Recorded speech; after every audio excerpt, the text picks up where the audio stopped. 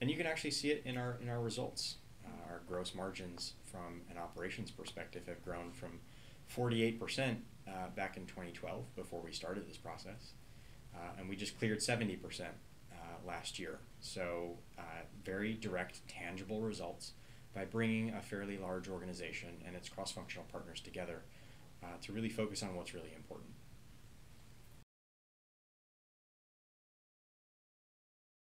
I mean, we certainly could use more of it, more so than less of it. Every time we execute these particular activities and formulate our strategies at the functional level, and that's really where we focus a lot of the ASAP processing, it tends to resonate incredibly well with the organization.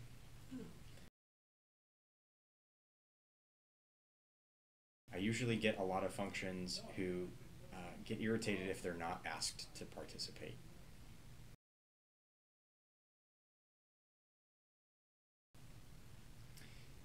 There's parts exhausting, right, as being the facilitator for such a process. Exhilarating, because if it's successful, you actually see an organization gaining momentum and accelerating, right? That's the first A in ASAP is accelerated. It's not only just an accelerated process of coming to a strategy or a set of goals or whatever it is that the outcome of the session needs to be. But whatever that outcome is, that also gets accelerated. So it kind of has that dual meaning. But it can be exhilarating to get the organization moving all in the same direction. I mean, we've all been part of groups where there's almost a fluid or flow-like process of kind of all moving in the same direction to get something done.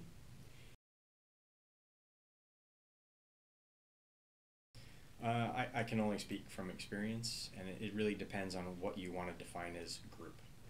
So some groups who are really hungry for it, a matter of days. If you're talking about an entire organization, it's just like anything else. You have to prove that the concept works,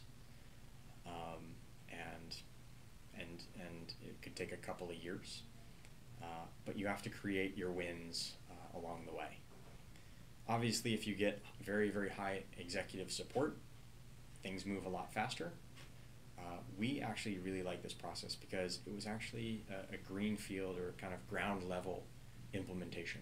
So I was at the director level when we brought this in, and this has kind of enabled us to grow kind of from the middle management level upwards. Okay. So not everything has to be kind of tops down. So it also depends on your ability to sell the process. This isn't something that is natural, which is unfortunate in a lot of companies, right? It's not part of the culture, right? A culture is determined by, your culture is determined in part by your strategy. So, and everything is a cycle. I can't remember what my little framework is. It's, strategy, structure, culture, all kind of come together. So if it's not a cultural thing to think about the future and to bring people together, and you don't have structure to make it happen, generally your strategy is pretty weak.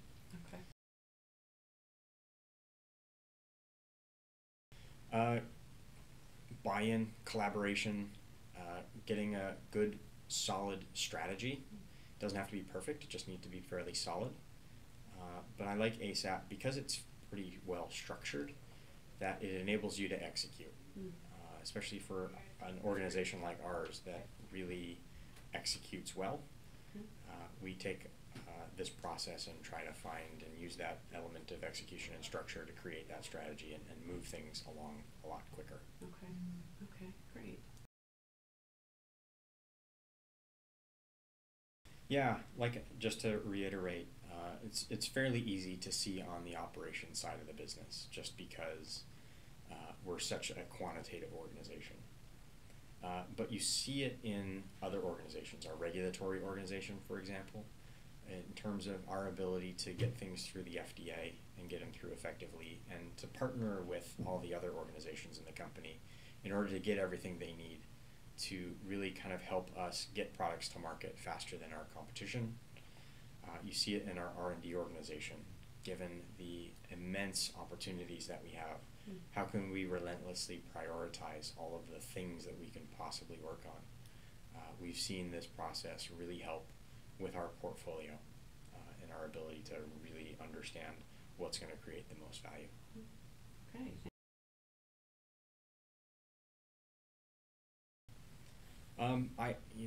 Fantastic method of creating a strategy. Very collaborative. You understand what's going on in the organization and where the future lies for you. So I really don't know any other way to kind of put a strategy together that would be effective. Regardless at what level you're at, you can't formulate a strategy for an organization as an individual. I mean, you got to give it a shot. You have to see if it's going to work for you. Chances are it will. But if you don't allocate the time, energy, and resources to make it successful, it won't be. So it's really up to the organization, if you're really considering it, to invest not just time and money, but the time. Well, you have to invest beyond just the money, the time to actually make it worthwhile.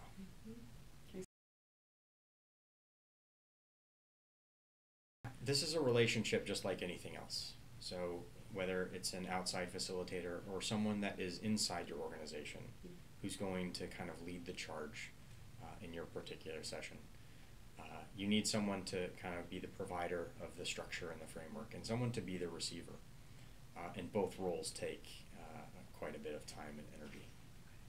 All right, great. Well, thank you very much, David. No problem. Thank you.